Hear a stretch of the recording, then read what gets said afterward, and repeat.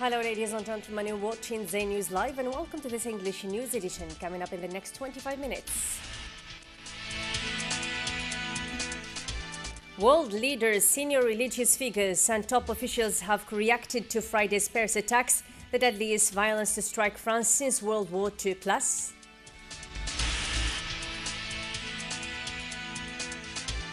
Western Sahara President Mohamed Abdelaziz called the United Nations to Spain to assume their responsibility towards the oppressed Western Sahara community. And later on in our news program, Algeria's national team of football travels back to Algiers with an important tie against Tanzania in Dar es Salaam after they scored 2 goals.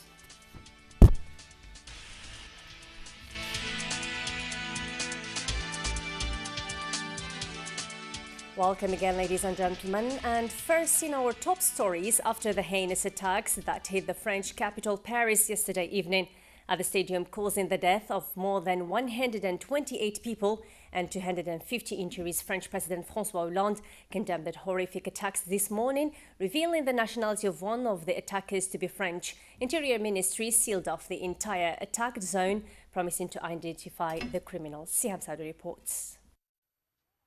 Barbarous, heinous attacks hit the French capital Paris yesterday evening at several different locations, killing more than 128 people and injuring 250 others. 8 suicide bombers died while committing this series of attacks in several streets at Saint-Denis, northern Paris. Amid the tragic scene, the French President François Hollande condemned the horrific attacks this morning. Schools have been closed, borders locked, and protests have been prohibited. L'état d'urgence sera décrété. The state of emergency is declared, which means that some places will be closed. Traffic will be prohibited, and there may also be searches, which may be decided throughout the Île-de-France. The state of emergency is proclaimed on the whole territory. La seconde décision que j'ai prise, c'est la fermeture des frontières. The second decision that I made is the closure of borders. We must ensure that nobody will come to commit any act whatsoever. And also, whoever may have committed these unfortunate crimes can also be arrested if they were to leave the territory. The French Interior Minister Nadia Kasmi detailed the security measures undertaken by the government following the attacks. Il recevra demain dans la journée. The restoration of border controls is effective since yesterday. The 61 major authorized crossing points are subject to particularly strict control of borders from police officers and customs authorities. L'ensemble des informations dont nous disposons. The French Foreign Affairs Minister Laurent Fabius, who left the Vienna meeting on Saturday to urgently join his government, announced that measures had been taken to strengthen the protection of French official buildings abroad.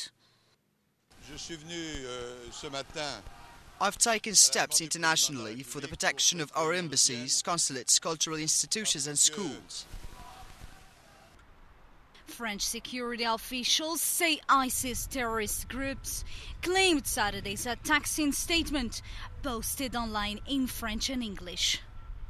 8 frères portant des ceintures d'explosifs. 8 brothers wearing explosive belts and armed with assault rifles carefully attacked chosen sites in the heart of Paris. La France et ceux qui suivent sa voie. France and whoever chooses their path will be targeted by the Islamic State.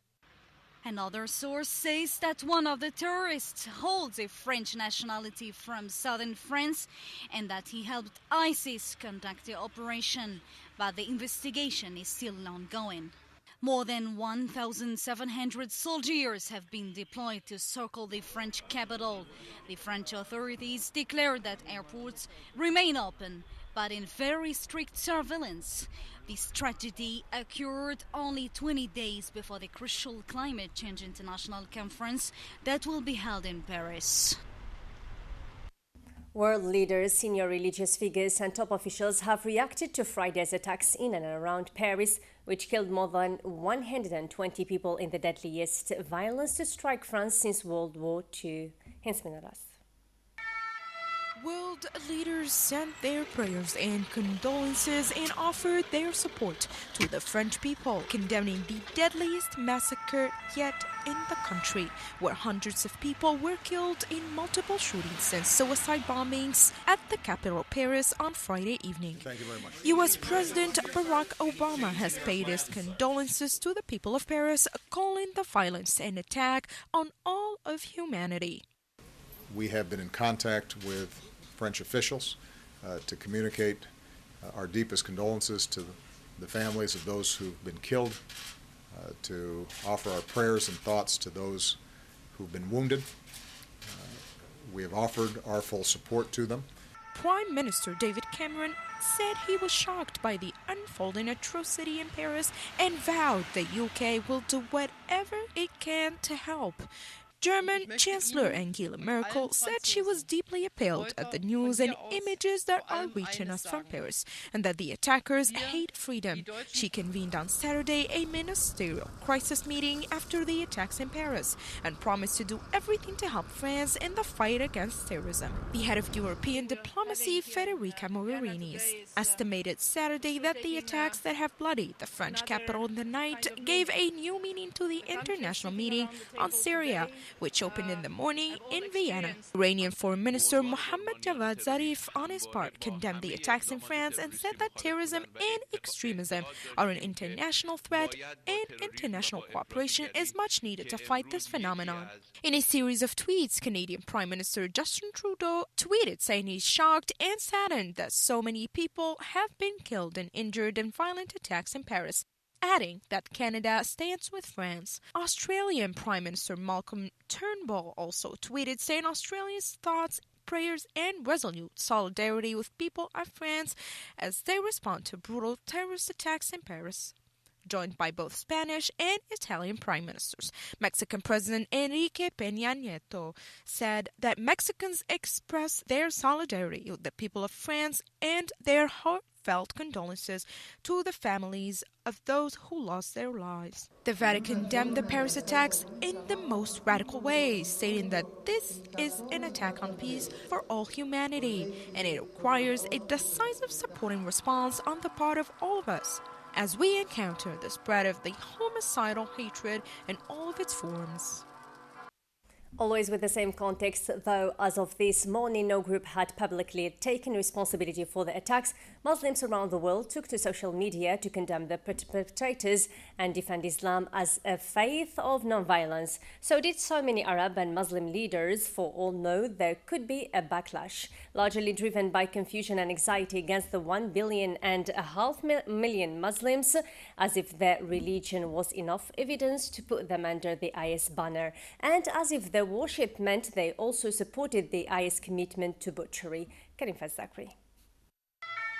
As the world learned of the shootings and explosions that killed more than 120 in Paris on Friday night, many were swift, as it is the habit, to attribute the bloodshed to Islamic extremists, following reports that the perpetrators had referred to French policy toward Muslims and screamed Allahu Akbar during the attacks. Though, as of Saturday morning, IS hadn't publicly taken responsibility for the attacks. Muslims around the world took to social media to condemn the perpetrators and defend Islam as a faith of non-violence.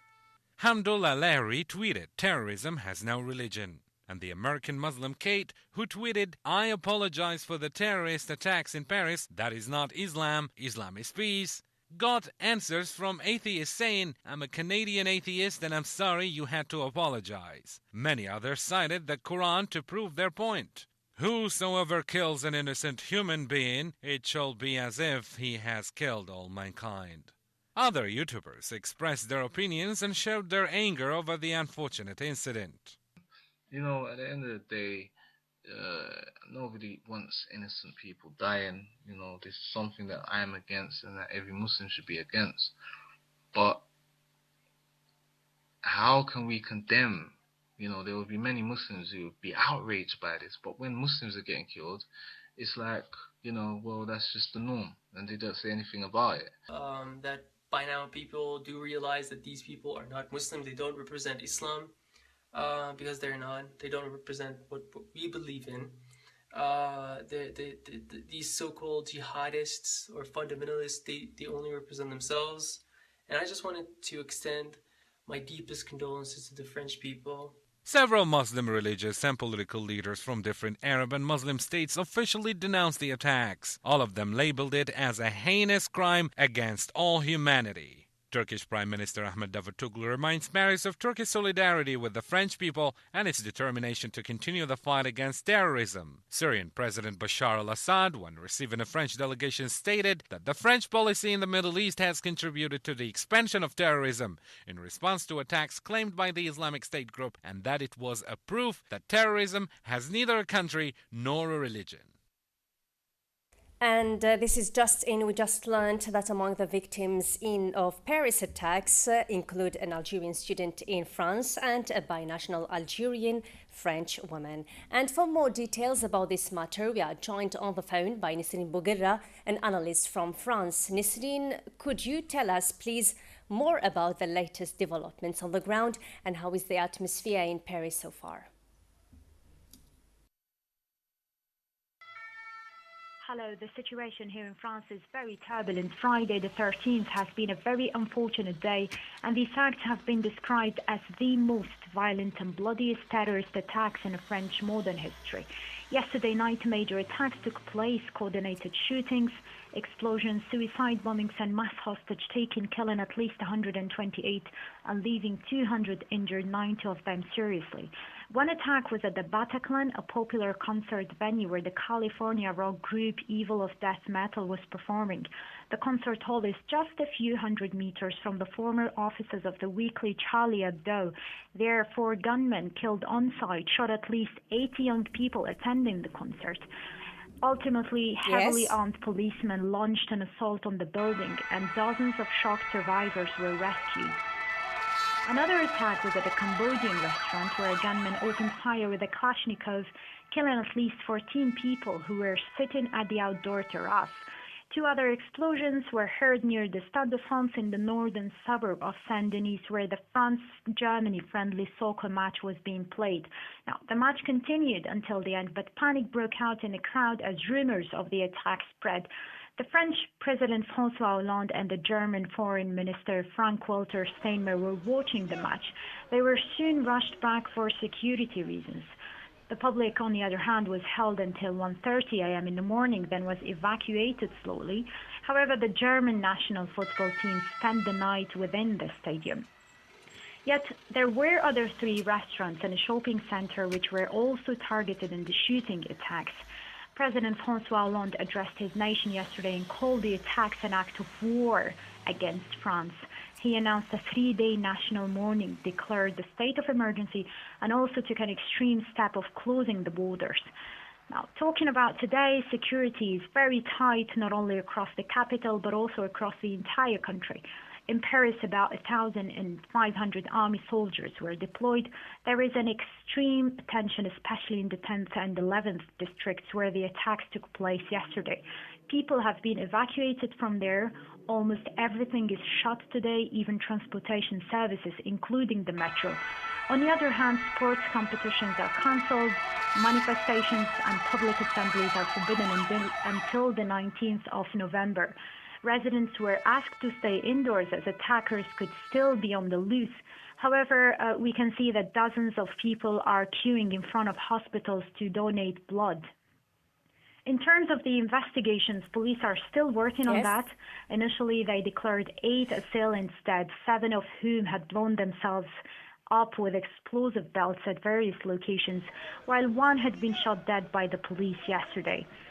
Fingers are pointing to ISIL group, holding it responsible for these coordinated attacks, as France, being a member of the US-led coalition waging airstrikes against ISIL fighters in Syria and Iraq, was on high alert for attacks. The ISIL group released an undated video on Saturday threatening to attack France if bombings of its fighters in the MENA region continued. At the international level, the United Nations governments, major actors and even publics condemned the attacks, and various officials from across the world flew to the Élysée Palace this morning to sympathize with the French and show their support and rejection of terrorism. Further information will be released in the coming hours to finalize the exact number of casualties and reveal the real identities of these assailants. Thank you so much, Nisrin Bouguera, for these latest developments. And in other world news, Syria as a breeding ground for terrorism moved Saturday to the foreground of a meeting of foreign ministers on the war in that country, with participants linking the shooting and bombing attacks in Paris to meet East turmoil and opportunities it gives for terror. And it is worth mentioning that upon ending Vienna talks, world participants foreign ministers held a press conference. Lami Ashush. Multilateral talks in Vienna on the crisis in Syria kicked off today, Saturday, in its second round of international negotiations on Syria, in which Iran is also taking part. During the meeting of foreign ministers on the war in Syria, participants linked the devastating shooting and bombing attacks in Paris to the Middle East turmoil and the opportunities it gives for terror. According to them, U.S. Secretary of State John Kerry and Russian Foreign Minister Sergei Lavrov met with senior representatives from Iran, Saudi Arabia, and other countries with strongly conflicting views on how to end the more than 4-year-long war. Key differences include what, in any role, Syrian President Bashar al-Assad should play in any transition government, and which groups fighting him should be grouped as terrorists. Daesh and other terrorist organizations, we all believe, can never be allowed to unite or govern Syria. And the United States' position regarding Syria, I emphasize, has not changed. Sergei Lavrov and Foreign Minister Zarif and I and others agree to disagree. The United States' position is there is no way that President Assad can unite and govern Syria. For his part, French diplomacy chief Laurent Fabius said that it was more necessary than ever in the current circumstance to coordinate the international fight against terrorism after the horrific attacks against his country.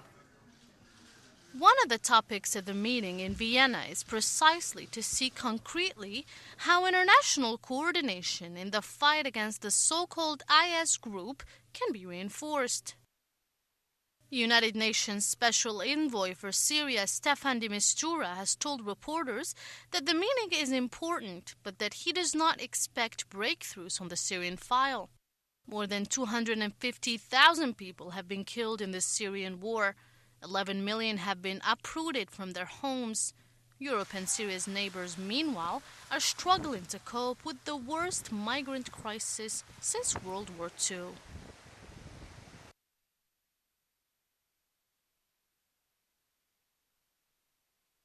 The Sahrawi people. Western Sahara President Mohammed Abdelaziz called the United Nations to Spain to assume their responsibility towards the oppressed Western Sahara community. For their part, some European countries denied Moroccan regime calling the United Nations to adopt the right position in favor of the occupied Western Sahara. Siam Sado.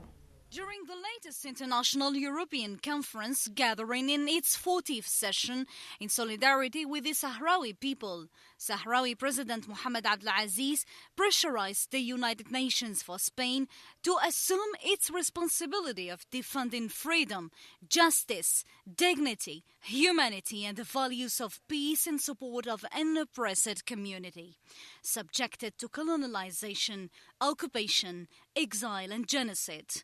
Mr. Abdelaziz has also accused the Moroccan regime of influencing the UN's decisions, notably the last visit of the Moroccan king to the occupied Western Sahara capital Al Ayoun.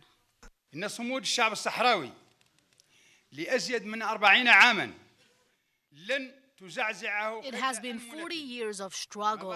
The Sahrawi community is leading a hard and noble battle. Brave militants will absolutely not be intimidated by colonization, occupation, exile and genocide. Our community will not be frightened by the Moroccan policemen and military groups who threatened us in their last visit in Al Ayoun last week.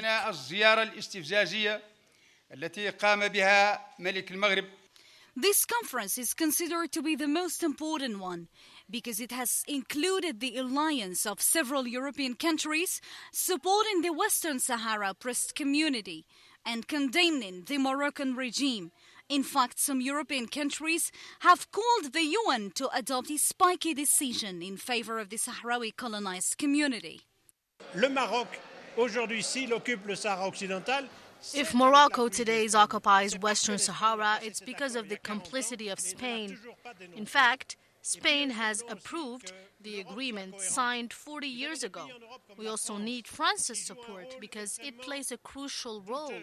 It is Morocco's ally due to strategic African advantages. It's unbearable.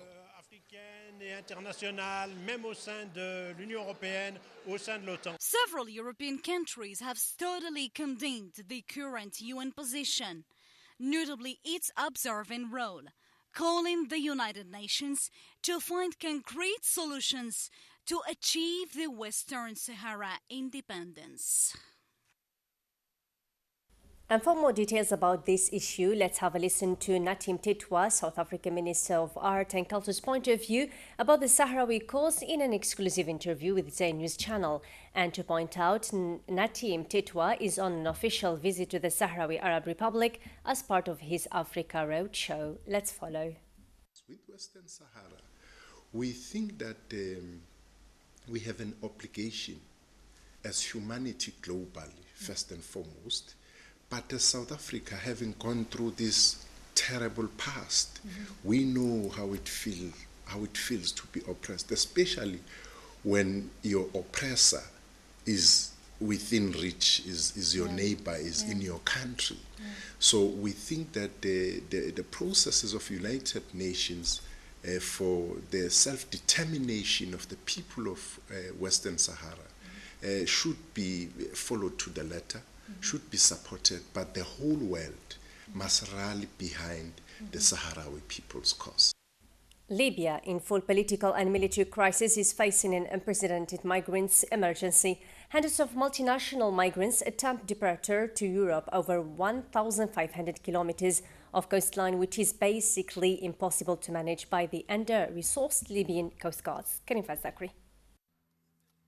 This is a daily scenario for Libyan coast guards. They always take a trip to sea to stop a boat of migrants or retrieve the drowned bodies. Every day, they face a challenge to control over 1,500 kilometers of coastline with very few resources. We have enough members, but our resources are limited. For now, we have only 2 boats. Only 2 boats to deal with hundreds of migrants attempting departure every week. Rashid had paid smugglers around 1,400 euros to reach Italy. Now, he's locked in a detention center, just like 5,000 others in the Libyan capital.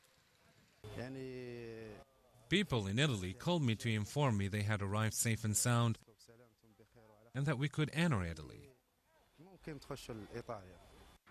Libya is in a situation close to civil war since 2011, with 2 opposing governments. And the body of fighting against illegal immigration, Olik, is facing smuggling networks which are getting more and more powerful. The majority of people responsible for smuggling are Ethiopians, Somalis and Sudanese. They belong to gangs that have a high level of coordination. In Tripoli, Olik has only one 24-seat minibus to transport hundreds of migrants to detention centers. It also has an ambulance, now down, hit by gunfire.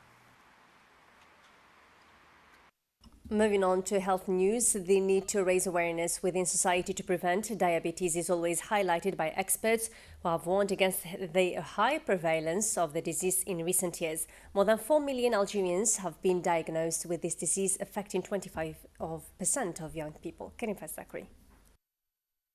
Diabetes is the disease of the century. This illness, which spreads among Algerians as a plague, has affected about 4 million Algerians, 25 of which are young and 10% are children under the age of 10. The most affected age scales are people between the age of 30 and 45 years old. In 2014, around 4 million diabetic cases were recorded in Algeria. The incidence is about 6%, and it changes according to different provinces. If we keep counting like this, by the end of the year 2015, we will reach 6 million diabetics.